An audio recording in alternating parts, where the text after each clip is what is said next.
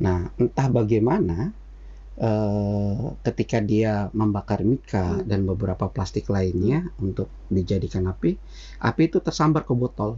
Botol Petralite yang disimpan dalam botol tanggung gitu, mineral tanggung gitu.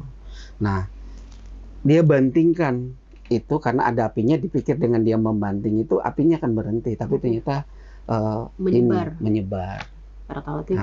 Nah, kambing ngonen nangis kakak julung betul bercerita. Depen ini naik kebakaran nih paling parah nonin. Terus denara unin malik terus entah jauh mau nempok jauh terus ke rumah sakit. Waktu rumah sakit ya mau kayak ngaturin depen sawah otak noh beli kala helm BMC nuk beli otak kan. Terus muan wah gelembong muan. Nah, ini kan teman-teman petugas medis yang ada di rumah sakit itu kan sedang melakukan proses itu. Nah, tiba-tiba dalam proses itu kok nggak ada anak-anak ini. Kok nggak ada. Yang namanya kan rumah sakit itu kan ada tahapan-tahapan kan. Makanya dijemput sampai dicari dulu kemana di sekitaran rumah sakit, tapi kemudian dapat informasi. Nah, akhirnya dijemput di bandara.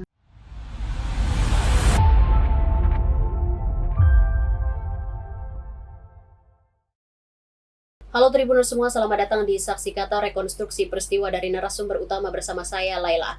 Hari ini kita akan membahas tuntas soal kasus dugaan pembakaran 3 santri di salah satu ponpes yang ada di Lombok Tengah, dan kasus ini sedang ramai dibicarakan di sosial media.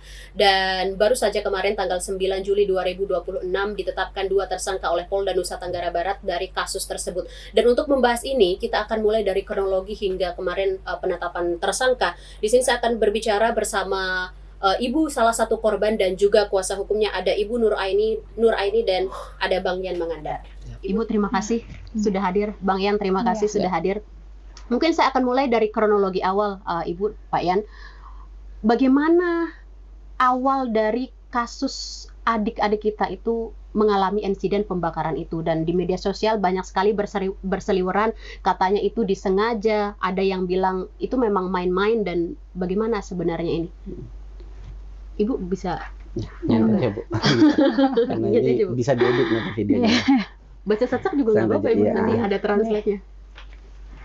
Sebenarnya jandik tahun ini kaparan aku jangan sengaja maupun dan sengaja nu aja dek tahun ini kaparan dan sekolah sasik tahu nih satu cerita aja beraunin ke saya pirano aneh. Kan jasa birino ya suruh beli bensin ini si Rehan. Lagu munande beli bensin Rehan sobirin yang tempok si Rehan ini yang pun terlalu beli bensin. Ampo bensin mulai yang kadung ngecet ini lagu kan sinhara dengan uang ngecet ini po borongan ngecet. Suan sama iya pun betena ini lalu bau kayu yang plastik.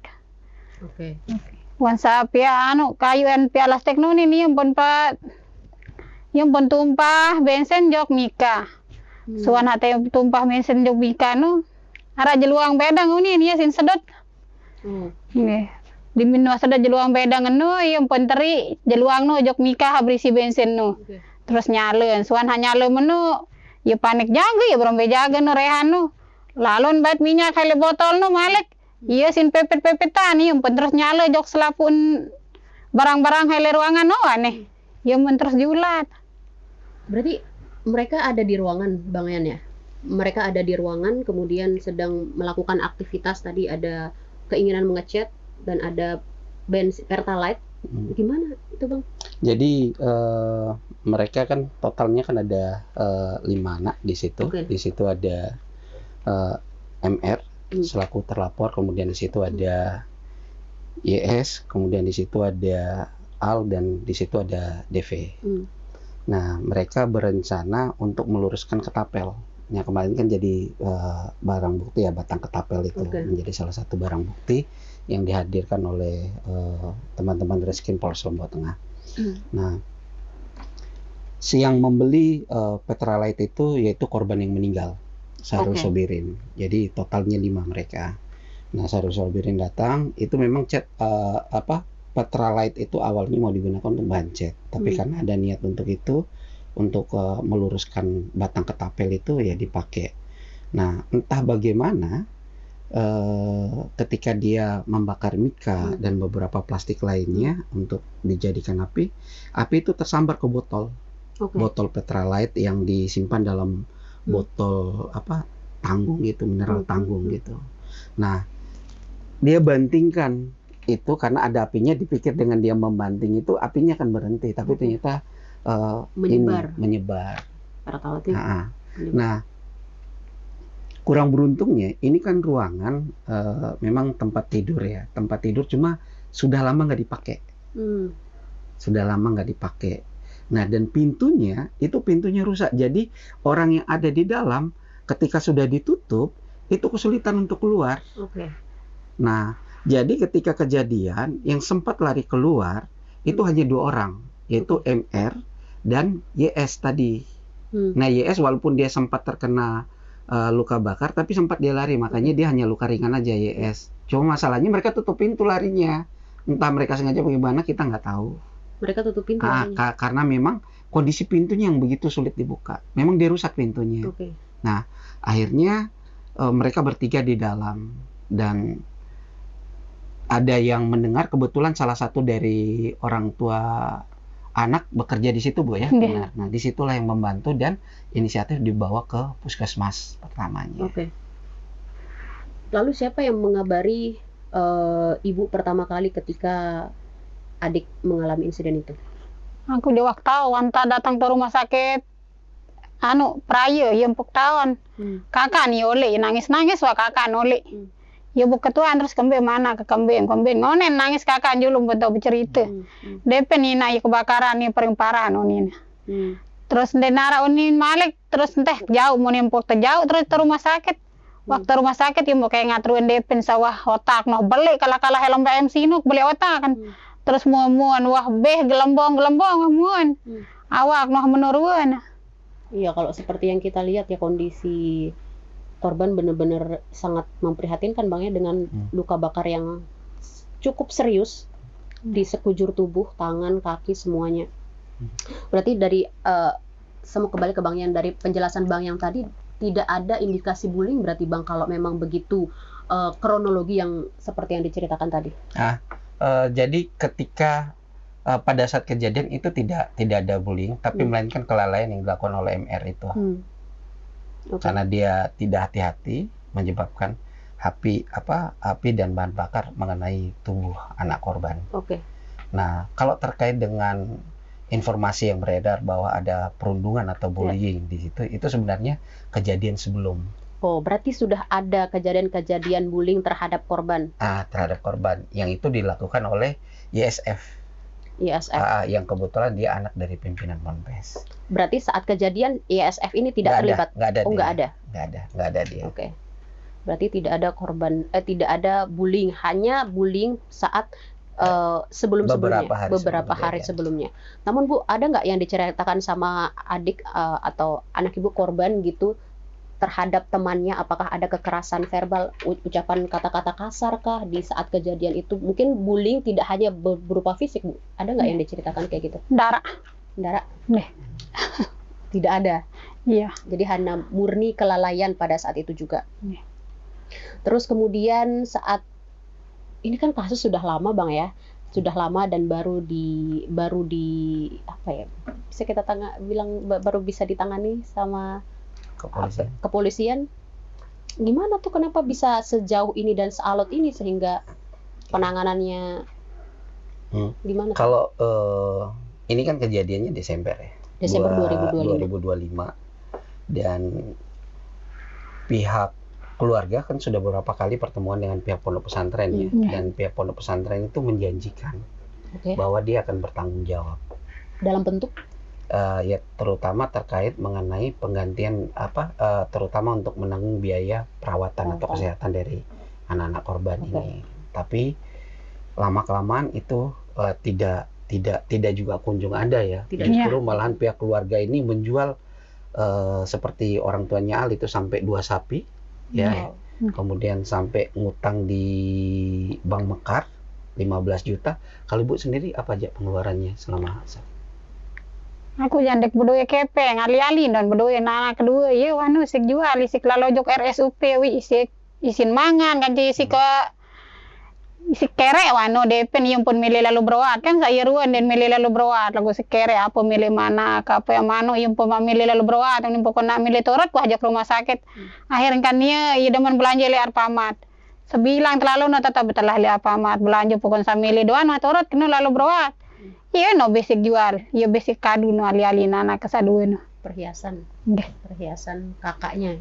Iya. Jadi selama ini dari pihak pondok pesantren tidak pernah menepati apa ya janjinya gitu ya untuk bertanggung jawab terhadap biaya pengobatan. Apa yang disampaikan sama pihak ponpes Bu sama tuan gurunya waktu itu waktu ketemu Ibu? Apa yang kita selalu ending tanggung jawab jale tuan guru no. Nia jangan milih tanggung jawab pun yang sengani no merasain korban yang dah ini yang pun terlimpahan no kesalahan no jok Rehan itu suruh bertanggung jawab terus bentuk tanggung jawab Rehan no wah ya hasil musyawarah nih dah no ngendeng 10 juta lagu den mampu keluarga nih akhirnya yang buat tapi yang pada 5 juta. Kalau apa ada beberapa memang dikasih uang oleh pimpinan pondok pesantren tapi itu jauh lah nilainya dari biaya pengobatan yang sebenarnya dikasih 200 500 ya. Itu hanya beberapa kali saja jadi jauh dari biaya yang sudah dikeluarkan oleh pihak keluarga padahal faktanya ini keluarga ini sama-sama keluarga kurang mampu orang tua Rehan aja bapaknya nggak bisa baca tulis ini suaminya ibu ini nggak punya kerjaan hanya suaminya sebagai buruh serabutan jadi ya seperti ini kondisinya kan seharusnya pihak pondok itu bertanggung jawab tapi bahkan ketika kejadian peristiwa pembakaran itu seolah-olah pihak pondok itu ingin lari dari tanggung jawab dengan menyodorkan beberapa surat pernyataan bahwa yang isinya pada dasarnya itu tidak mau bertanggung jawab. Surat pernyataan tidak mau bertanggung jawab karena merasa dirinya juga korban pihak pondok pesantren. Iya merasa seperti itu. Nah kalau ibu nggak tanda tangan ya, hanya bapaknya si Al saja, ya karena memang nggak bisa baca tulis. Ya tanda tangan dan itu beberapa kali tapi ibu tetap kekeh nggak mau. Kenapa ibu nggak mau tanda tangan? Aku jalamun bara menuntam jatuhan guru nih karena angka sebulan anak dengan sekolahan ini kan. Aku lalak pebeli anak aku nih yang kenyiak beli nih yang poyak lalu sodo-sodo ini pondok pesantren nanti nara tanggung jawab ya kengkahan nih kah. Yung bukan dia milih tanggung jawab akhirnya ya wampuk sogelan anu anak keseduan. Depin kan cekakan. Oh, berarti 2 anak ibu bersekolah di sini. Iya, benar. Wow. Dan sekarang kemarin sudah ditetapkan ya pimpinan pondok pesantren ditetapkan sebagai tersangka. Jadi kalau dalam dokumen resminya itu jadi pimpinan pondok pesantren ini merangkap juga sebagai pengasuh asrama putra. Nah, kenapa dia dikenakan pasal kelalaian? Karena dia selaku pengasuh itu tidak melakukan tugasnya, jarang sekali mengawasi anak-anak. Makanya kelalaian ini terjadi ya karena salah satunya dia tidak melaksanakan fungsi dia sebagai pengasuh. Iya kan, harusnya pengasuh mengawasi aktivitas santrinya yang ada di situ gitu. Dan tapi belum ditahan Bang? Belum ada belum, karena kemarin kalau dengar penjelasan dari Kasat karena kondisinya kurang sehat. Yang satu lagi kan tersangkanya masih di bawah umur juga Bang? Ya, dia di bawah umur si MR dan karena dia juga anak ya kami juga sudah merekomendasikan LBH yang ada di Lombok Tengah untuk mendampingi karena bagaimanapun dia adalah anak. Dan sekarang korban ditangani oleh Polda. Kemarin sempat juga berkunjung, ramai sekali itu beritanya, Bapak Kapolda dan Ibu Kapolda juga berkunjung ke rumah Ibu ya. Dan sekarang adik Devin dirawat di Bayangkara, Rumah Sakit Bayangkara. Gimana kondisinya Bu sekarang? Alhamdulillah baik. Sudah bisa tidur nyenyak ya? Sudah bisa tidur nyenyak. Karena beberapa hari dia nggak bisa. Baru tadi malam dia nyaman banget Bu ya? Iya. Sudah berapa hari berarti di Rumah Sakit Bayangkara? 3 hari. Sudah 3 hari. Dengan mendapatkan perawatan tentunya Bang ya. Ya kami sih sangat berterima kasih ya dengan bantuan Bapak Kapolda NTB dan beserta Ibu Bayangkari dalam persoalan ini karena memang melihat akibat dari kejadian itu yang dialami oleh Devin dan si Al itu itu kan sangat parah. Jadi jujur aja kami sangat tidak menerima dengan pernyataan pimpinan pondok pesantren yang bilang ini masalah kecil, jangan dibesar-besarkan. Ini padahal kan masalahnya orang ini, dan itu sudah terbukti, sudah ada yang meninggal. Ini sepatutnya tidak diucapkan lah sebagai seorang pimpinan pondok pesantren yang seharusnya dia bertanggung jawab dengan kejadian apapun yang ada di pondok pesantren. Harusnya seperti itu. Wah, ini kalau misalnya teman-teman lihat ya di sosial media dengan kondisi para korban itu, aduh gimana ya menyebutnya, yang semulanya normal sekarang kondisinya sangat-sangat memprihatinkan, bahkan bentuk tangan sudah tidak seperti semula gitu. Ibu bagaimana melihat kondisi adik yang sekarang sampai sekarang sudah bisa tidur nyenyak tadi kata Bang ya? Di awal-awal. Dibilang senang juga enggak, dibilang enggak juga lumayan senang. Sedangkan Nino yang tua tadi sehat. Aden saya ini ya normal malik ini ibu-ibu Bayangkara no aden saya pun tadi tuh. Berarti Bu sebelum ditangani, sebelum ke RSUP kan baru-baru juga kan Ibu membawa adik ke perawatan ke RSUP, kemudian sekarang ada di Bayangkara. Selama ini perawatannya adik gimana? Di rumah aja? Iya. Di rumah kan lete jok puskesmas endah. Hanya itu. Iya. Karena kan tidak ada bantuan, Bang. Kalau awalnya kan ini ditanggung oleh BPJS ya, oleh BPJS, dan mereka biasanya mengkonsumsi rawat jalan aja ya yang pergi. Walaupun itu ya sudah sangat menyulitkan karena kan posisi rumah kan cukup jauh dari rumah sakit provinsi. Itu ya bersyukur ada beberapa orang yang niat bantu, yang ada yang menyiapkan ambulan Bu ya. Tapi kan kalau sudah menyiapkan ambulan ya kita juga mikirin bensin, mikirin uang makan, benar Bu ya, kayak gitu ya. Kita pikirkan. Nah, ya alhamdulillah ada beberapa orang yang memang ikut membantu sih. Jadi ya kami bersyukur kepada pihak Kanwil Kemenak ya, teman-teman konten kreator juga selama ini yang memberi support, kemudian Ibu Kejari Praya, banyak lah. Alhamdulillah dapat dukungan dengan situasi yang sebenarnya ibunya ini udah mikir, aduh gimana dengan anak saya, sebenarnya sudah pakai semangat Bu ya di awal. Kenapa? Untung no Bang Adi no Pirani datang tolong tuh aneh. Nia sajari jauh teliti ngontrol, nia sajari indengat donasi, ia jari bantu. Adik itu siapa? Konten kreator. Konten kreator. Dia dan juga ada beberapa konten kreator lain juga. Cuma di ini yang diingat sama Ibu Bang Adi. Memang yang paling sering itu Bang Adi yang ke rumah. Termasuk yang ke Mataram, yang antar jemput gimana? Yang antar jemput dia juga. Terus saat terus nyingkat saya di rumah sakit mau masalah masih tentang BPJS. Untung arah Pak Joko datang Jo Bali ada nomor HP. Akhirnya tok nelpon ngendeng bantuan, akhirnya jari jaminan itu yang mau berawat nih. Sang ngontrol. Terkait ini yang mungkin menjadi catatan ya untuk negara di kasus ini itu begitu sangat nampak bagaimana negara itu sebenarnya tidak hadir secara paripurna untuk korban. Yang pertama dari sisi kesehatan. Dari sisi kesehatan kita bayangkan, mereka yang awalnya kan mau nggak mau mereka berbohong di awal. Sehingga kasus ini kan tidak pihak keluarga tidak secara jujur menjelaskan ya. Ke pihak itu dianggap hanya tragedi biasa aja, kecelakaan biasa. Sehingga mereka diakomodir oleh BPJS. Tapi ketika masalah ini terregister dalam institusi kepolisian, kan otomatis BPJS stop tuh. Nah, dan ini menjadi masalah untuk korban-korban lain. Jadi saya melihat negara ini mencurigai masyarakatnya, seolah-olah ya negara ini mencurigai masyarakatnya bahwa menjadi korban kejahatan itu kayak candaan gitu. Nah, sedangkan di kasus yang banyak kami dampingi dari LPA Kota Mataram itu rata-rata melibatkan masyarakat menengah ke bawah. Nah, ini kan miris. Iya. Jadi kan seharusnya saya berharap nih kepada presiden, menteri atau siapapun, saya berharap kebijakan terkait BPJS tidak menanggung biaya pengobatan untuk korban kejahatan itu dirubah.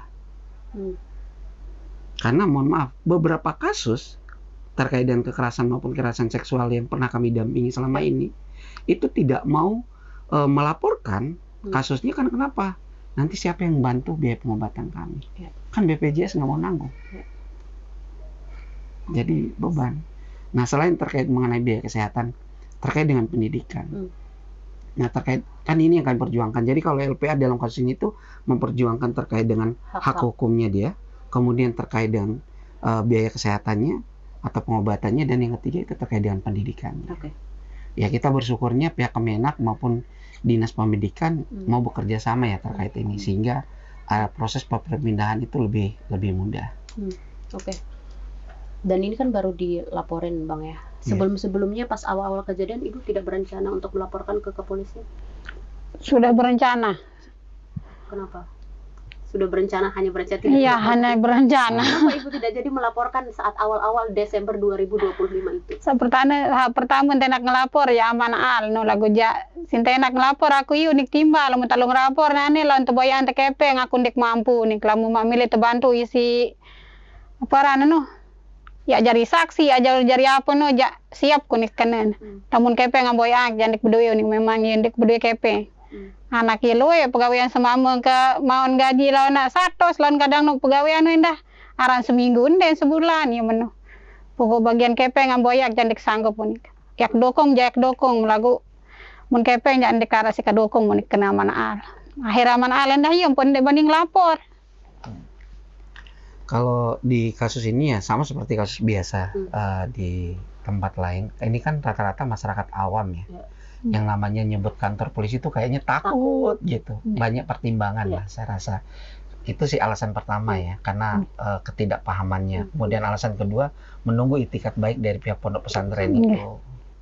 Nah, kami di LPA ini kami sampai kunjungan 4-5 kali untuk kami meyakinkan, yuk Bu, kita kerjasama dengan pihak-pihak kepolisian. Dan bersyukurnya pihak kepolisian, dalam hal ini unit PPA Polres Lombok Tengah, itu proaktif beliau. Jadi melakukan pemeriksaan itu ada di rumah para korban ini, dan korban juga ada di Polres juga. Nah, bahkan untuk keluarga korban yang almarhum anak Syahrul Sobirin, itu kan awalnya, ya karena ketidakpahamannya ya.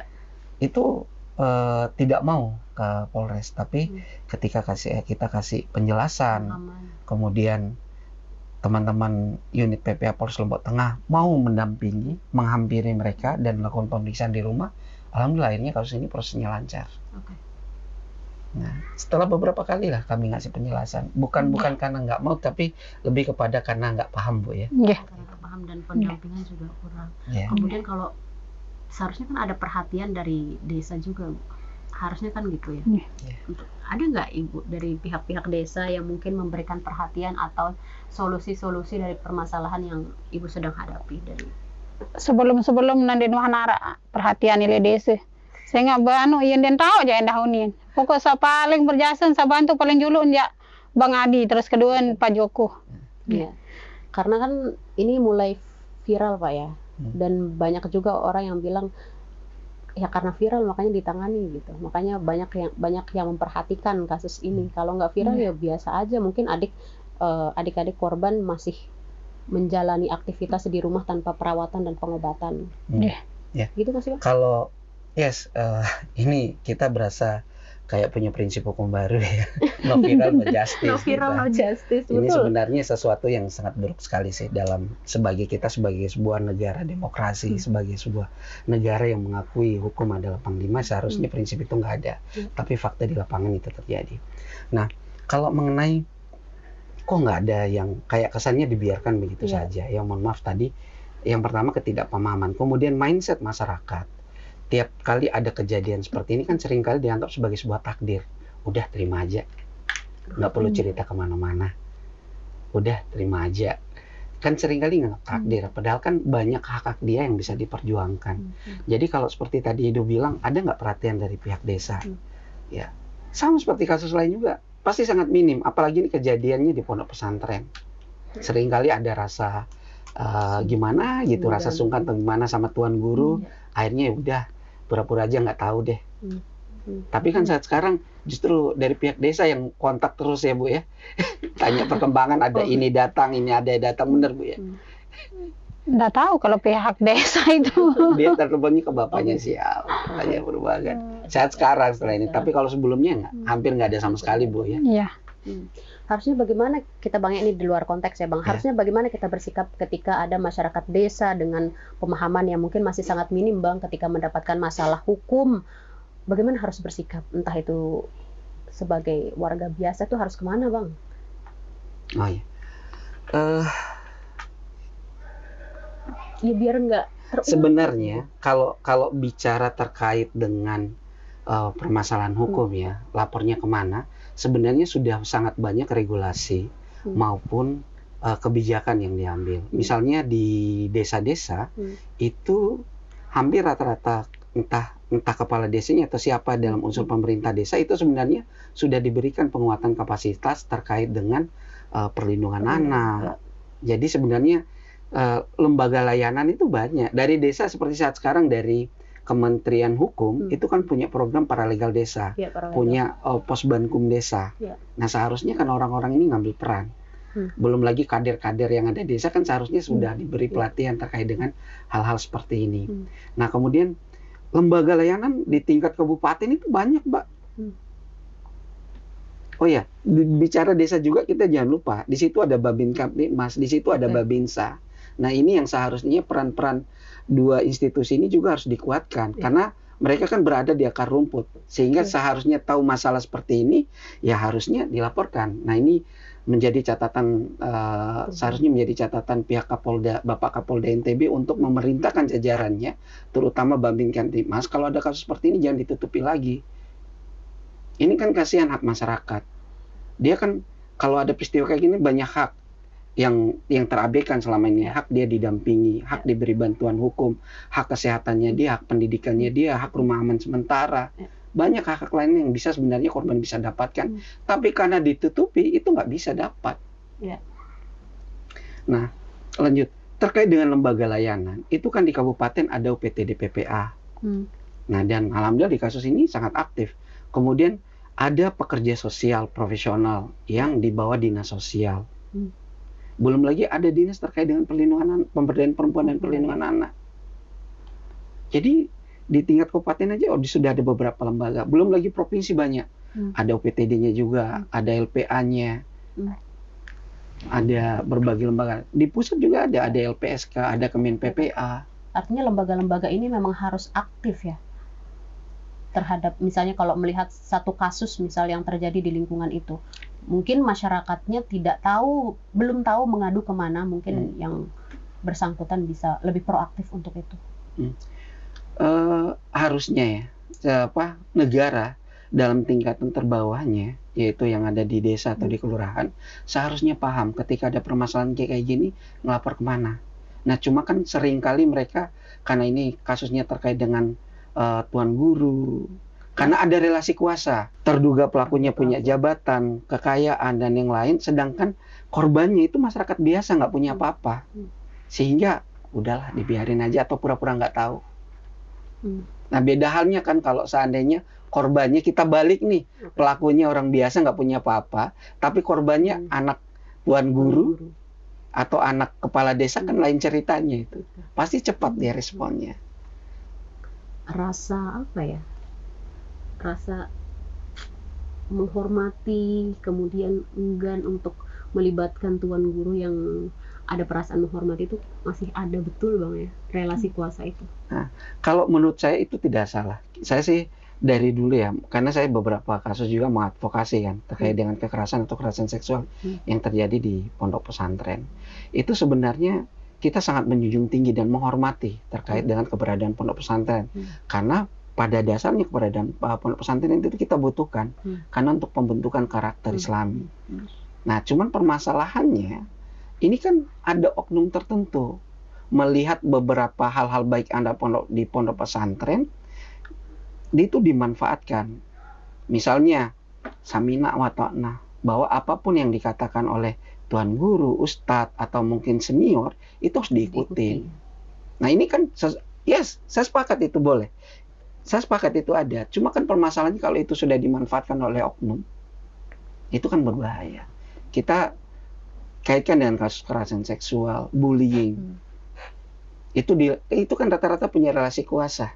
Doktrin-doktrin yang tidak terkontrol. Ya, Ibu, setelah kasus ini viral, dari pihak pondok pesantren, pimpinan, tuan guru itu pernah menghubungi ibu nggak?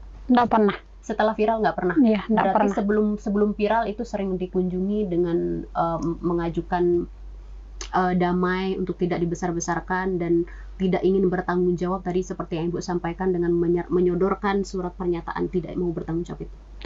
Kerang janden lagu uah nih ya. Berapa kali Bu kalau kita?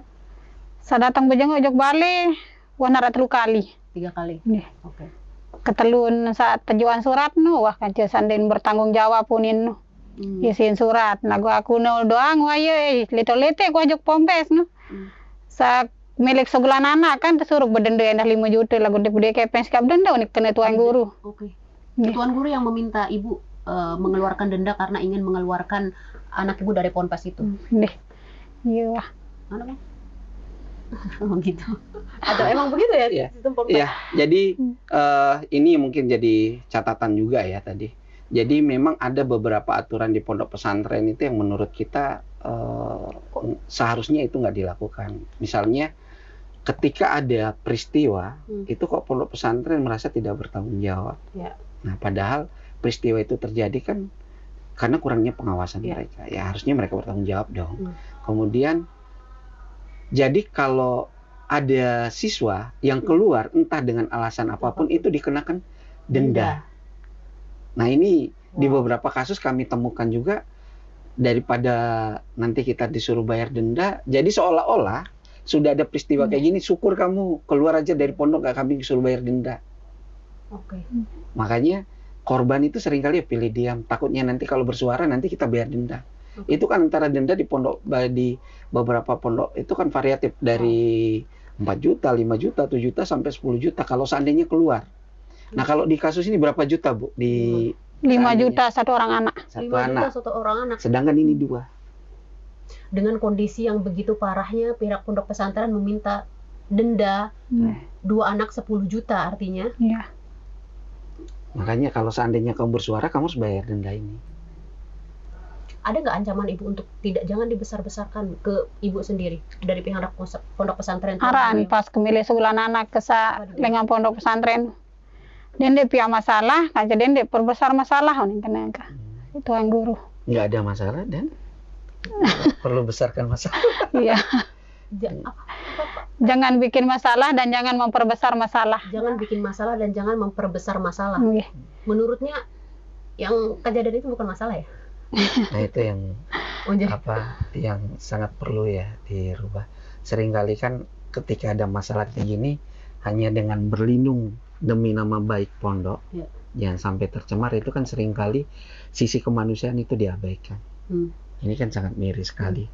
Sampai ada yang meninggal, kok masa sampai nggak ada rasa empati sama sekali. Sampai ada yang meninggal. Apalagi ini kan cacat permanen yang harus dialami oleh Aldan Devin.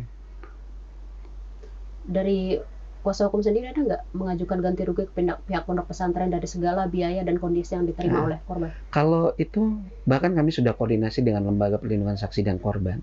Jadi khusus untuk kasus anak yang menjadi korban atau korban kekerasan atau kekerasan seksual itu memang menjadi perhatian umum dari Lembaga Perlindungan Saksi dan Korban atau LPSK biasa kita sebut. Jadi dalam kasus ini kami sudah berkoordinasi dengan LPSK untuk yang pertama terkait dengan beberapa pembiayaan. Kami berharap itu bisa ditanggung oleh LPSK, dan yang paling penting itu terkait dengan restitusi. Jadi salah satu kewenangan LPSK itu yaitu menghitung berapa ganti rugi yang sepatutnya diterima oleh korban yang harus dibayarkan oleh pelaku. Ya. Pelaku berarti ada? Iya, ada 2 dalam kasus ini kan, ada tuan guru AMR dan si MR kan. Nah, jadi LPSK nanti akan menghitung berapa ganti rugi atau restitusi yang harus dibayarkan oleh kedua terduga pelaku ini. Nah, nanti kalau seandainya biasanya ada 2 kemungkinan. Kalau dia nggak bisa, nanti pidana kurungannya ditambah, atau nanti dari restitusi itu berubah ke kompensasi. Jadi karena terdakwa nggak bisa membayar ganti rugi, nanti negara yang akan membayarkan. Jadi 2 pilihan itu nanti. Makanya tergantung rekomendasi dari teman-teman LPSK terkait masalah ganti rugi ini. Wah, ini kasusnya sedih sebenarnya Bang melihat kasus ini ya. Dengan ya kita berharap kedepannya lebih baik dan korban mendapatkan keadilan ya. Amin. Dan adik sekarang dalam perawatan. Berapa lama perawatan di Bayangkara katanya? Kalau di Bayangkara belum tahu, karena sifatnya di Bayangkara itu lebih kepada sifatnya mendukung. Kalau pengobatan utamanya ada di rumah sakit provinsi. Karena begini, di rumah sakit provinsi pengobatannya sudah maksimal nih, tapi ternyata kalau dia di rumah nutrisinya kan nggak maksimal dengan kehidupan serba kekurangan seperti ini. Nah, makanya upaya yang dilakukan oleh Bapak Kapolda melalui Rumah Sakit Bayangkara yaitu memaksimalkan nutrisi supaya mendukung pengobatan yang ada di rumah sakit. Oke. Berarti memperhatikan perawatan dan gizinya juga Iya, penting. gizi. Selama ini Bu, dari kejadian itu sampai kemarin adik nggak ada mengalami trauma apa gitu di kesehariannya atau? Kalau kita menanyakan ke mereka, ada trauma nggak? Mereka bingung, Mbak. Trauma itu apa? Bingung. Tapi kalau bicara kecemasan, ingat kejadian, misalnya termasuk dalam bentuk nggak bisa tidur, benar Bu ya? Iya. Kemudian tiba-tiba bangun karena gatal atau apa, nah itu yang mereka alami. Makanya di Rumah Sakit Bayangkara terkait dengan pemenuhan gizinya, yaitu juga memperhatikan terkait dengan psikologi. Bukan cuma psikologi dua korban ya, bahkan ibunya ini sekarang dalam kondisi hamil, ini juga diperhatikan. Jadi Bayangkara itu selain juga menyediakan tim untuk psikolog. Wah, ini juga kemarin saya mau bahas soal ini Bang, yang katanya rame viral sekali kemarin itu soal dicegat di bandara karena mau pergi podcast ke Bang Densu. Itu gimana Bang ceritanya? Jadi ini kan permasalahannya, Kapolda NTB kan sudah mengambil sebuah keputusan yang luar biasa ya, yaitu dalam status pelindungan khusus Pak Kapolda lah, anak-anak ini akhirnya dibawa ke Rumah Sakit Bayangkara ya. Nah, dibawa layanan yang di Rumah Sakit Bayangkara. Jadi ketika kejadian di Rumah Sakit Provinsi itu proses pengobatan biasa, mereka pergi kontrol dan yang lainnya. Nah, ini kan teman-teman petugas medis yang ada di rumah sakit itu kan sedang melakukan proses itu. Nah, tiba-tiba dalam proses itu kok nggak ada anak-anak ini. Kok nggak ada. Yang namanya kan rumah sakit itu kan ada tahapan-tahapan kan. Nah, dalam tengah tahapan itu tiba-tiba nggak ada. Nah, akhirnya kan nggak mungkin teman-teman kepolisian yang sedang bertugas ini, sedangkan ini perintah langsung Bapak Kapolda, ini nggak mungkin mereka membiarkan. Makanya dijemput sampai dicari dulu kemana di sekitaran rumah sakit, tapi kemudian dapat informasi. Nah, akhirnya dijemput di bandara. Ibunya aja sebenarnya nggak ada persiapan. Kemarin Ibu bawa koper nggak? Nggak ada, jadi nggak ada persiapan. Bisa diceritakan kenapa bisa sampai di bandara dan dicegat gitu? Kemalam nu kan Nadi Wan bercerita kan tante saya lalu jauh bandara apa yun tak lalu jauh bandara lema ya Yogyakarta lu poskes ni Nadi. Wah, aneh ni kita kan secara rencana dah selik sendiman satu jauh si ibu Polda kan coba Bapak Polda nu. Lagu ia tertunda. Pas wino ayam pun nelpon Nadi dengan kemalam nu kena lema aja payun tak lalu jauh Jakarta lu poskes ni. Kakan watano si ibu Polda nanti kaja Bapak Polda ni det bani mundara izin ni ka. Pas wah menono terus adi ngejen le Pak Joko. Ngejen le Pak Joko meno pihak Pak Joko lamun tebeng si ibu Polda kanca Pak Polda aja lalu wah ni ngending malah ngejen le pihak rumah sakit. Oh mun ada dokter nu dengan bau mau lalu saya pasien ni ya bau di jauh lalu ni. Singa nyingkan rawat jalan ni. Dan perlu perawatan intensif wah nih mage marah menu.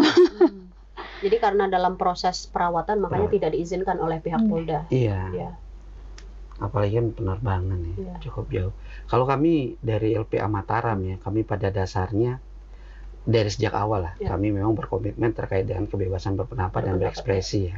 Jadi kami bersikap sebenarnya sangat berterima kasih kepada teman-teman konten kreator, termasuk kepada Bang Denny Sumargo ya. Ada perhatiannya terhadap keluarga korban, kami sangat bersyukur. Cuman permasalahannya waktunya aja yang kurang tepat. Seandainya besok-besok ada undangan dari siapapun, bahkan hari ini kan ibu nggak ada kesulitan datang, nggak ada masalah. Jadi kami sangat bersyukur siapapun mau datang di silaturahim, siapapun mengundang podcast, selama ada waktu luang dan tidak mengganggu kegiatan atau aktivitas lain, ibu insya Allah bisa hadir. Ya Bu ya. Ya. Karena kritik-kritik publik dicegat karena tidak diizinkan untuk bersuara, itu yang beramai di sosial media. Tapi karena memang tadi dikonfirmasi karena dalam proses perawatan. Iya. Oke. Terakhir Bu, apa yang Ibu harapkan terkait dengan kasus ini, mungkin dari kondisi adik Devin atau kasus ini, Ibu mau tuh bakal seperti apa ke depannya? Nilai kasus jadi sa anak mau keadilan, wasa adil terus sele bagian Devin kesehatan jadi satu tahanan din yang kesehatan. Ya anak. Cuman itu Bu. Ya. Gimana Bang? Apa kedepannya ini bakal seperti apa? Harapan, jadi LPA di kasus ini berkomitmen ya. Jadi kami tidak pada dasarnya melihat sosok Alden Devin sebagai anak korban, kita harus penuhi hak-haknya dia. Tapi selain itu juga kami juga memperjuangkan agar ada perubahan. Kita berharap kalau seandainya selanjutnya ada kasus yang sama seperti Devin dan Al ini, tidak lagi kebingungan mereka sebagai masyarakat menengah ke bawah cari keadilan itu gimana. Nah, jadi kami berharap besok itu kalau seandainya ada kasus seperti ini lagi, tolong dong, sudah jadi korban jangan dibebani lagi dengan biaya rumah sakit. Jangan dibebani lagi dengan biaya pengobatan. Bahkan kayak kita mendorong kalau ada korban seperti ini, itu pihak desa ngambil peran. Kan rata-rata punya ambulan. Jadi, yes, mungkin di biaya rumah sakit udah gratis, tapi kan jarak dari rumah sakit ke rumah korban itu jauh. Jadi kita berharap pun besok-besok itu desa tanpa harus diminta dia ngambil peran, ngantarin menggunakan layanan ambulan yang ada di desa, ngantarin ke rumah sakit tanpa harus diminta, karena kan sungkan Bu ya, keseringan ya. Jadi kalau bisa besok dari desa itu ini ada inisiatif. Dan juga selain masalah kesehatan kan ada hal lain juga, yaitu terkait dengan pendidikannya. Banyak kasus kami cukup kesulitan untuk memindahkan anak dari sekolah awal atau dari pondok yang awal ke sekolah yang baru, itu cukup kesulitan kami. Dengan alasan? Ya dengan berbagai alasan. Yang pertama harus bayar denda dulu tadi. Jadi mengenai denda kalau keluar itu bukan cuma di tempat kejadian yang saat sekarang, di pondok lain juga menerapkan denda itu. Baik itu pondok yang ada di pedesaan maupun yang ada di kota. Sekarang Bang, anak Ibu sudah keluar? Sudah keluar dengan denda itu tadi, dikeluarkan uang denda? Iya, tidak membayar denda akhirnya. Ya karena kan ada dapat dukungan masyarakat, jadi perhatian kan mikir juga lah. Karena pada dasarnya basic keberadaan denda itu kan mana? Dasar hukumnya apa? Ya itu kan hanya kesepakatan yang... Itu kan anak masih sekolah. Ini kan masih dalam rangka pendidikan wajib. Yang seharusnya biaya sekolahnya kan ditanggung negara. Kan jangan dibilang pondok itu nggak dapat untung ya. Dia kan dapat dana bos. Itu haknya Devin Allah. Haknya santri. Jadi bukan biaya pribadi dari orang pondok. Iya, kalau untung ya hitung-hitungan lah. Iya. Nah, jadi terkait masalah pendidikan. Jadi kami berharap Kemenak ataupun Dinas Pendidikan kalau ada kasus kayak gini minta, karena banyak korban dari sisi pendidikan itu tidak diperhatikan. Harusnya ini menjadi evaluasi Bang ya, temuan-temuan seperti ini kayak bayar denda gitu dengan segala kondisi yang sudah harus ada denda gitu. Nah, kebetulan kami saat sekarang ini yang kami tagih. Nah, makanya kan kami dari 2-3 bulan yang lalu itu sudah mulai mendorong adanya Satgas. Nah, Satgas ini itu gabungan dari pemerintah provinsi dan Kanwil Kemenak NTB. Makanya sudah ada pertemuan beberapa kali di kantor Kemenak terkait dengan Satgas ini. Nah, salah satu tugasnya yaitu terkait dengan keberadaan Ponpes. Yang mohon maaf ya, sampai hari ini Kemenak itu tidak bisa melakukan pengawasan ke Ponpes. Pengawasan Kemenak itu hanya sampai pada ruang kelas. Kemenak sendiri bilang kami nggak diizinkan karena dianggap kami nggak punya kewenangan. Padahal bicara pondok pesantren itu tingkat bebannya itu kan besar ya. Bayangin aja kalau sekolah biasa itu dari 7.15 sampai dengan jam 2 tanggung jawabnya. Nah, sedangkan pondok pesantren 24 jam. Nah, jadi kami berharap dengan keberadaan Satgas ini tidak ada lagi pondok-pondok pesantren yang alergi dengan pengawasan. Itu perlu ya. untuk mencegah terjadi kasus-kasus seperti ini kan. Ya. Jangan sampai ada Devin 23, jangan sampai ada Al 23. Kita berharap kasus kekerasan yang ada di pondok pesantren ini yang terakhir. Dan ini selama kami LPA Kota Mataram melakukan pendampingan terhadap kasus kekerasan di pondok pesantren, ini pasal pertama seorang pimpinan pondok pesantren dikenakan atas perbuatan tidak langsungnya terhadap korban. Ya. Sehingga dikenakan pasal kelalaian yang ancamannya 5 tahun. Ya. Ini tumben. Ya. Selama pengalaman kami di LPA ya. melihat mengadvokasi beberapa kasus di pondok pesantren. Nah, dan ini seharusnya menjadi pelajaran untuk kita semua, terutama pimpinan pondok pesantren yang lain. Ayo untuk terus terbuka. Ini kan dari Kemenak kan punya kemauan untuk mau memberikan pembinaan dari pihak pemerintah provinsi, terutama dalam hal ini yaitu Dinas Sosial, Pemberdayaan Perempuan dan Perlindungan Anak. Berarti rata-rata ponpes yang ada di Lombok ini menutup diri Bang ya, kalau misalnya ada hal-hal, ada pengawasan atau apa gitu, komunikasi dari pihak luar terkait dengan pengawasan tadi. Ini kan jumlahnya banyak ya, ratusan bahkan mungkin sampai 1000 lebih pondok pesantren yang ada di NTB. Kami sudah jalan ke beberapa pondok dan kami melihat sudah banyak kok pondok yang sudah cukup bagus ya.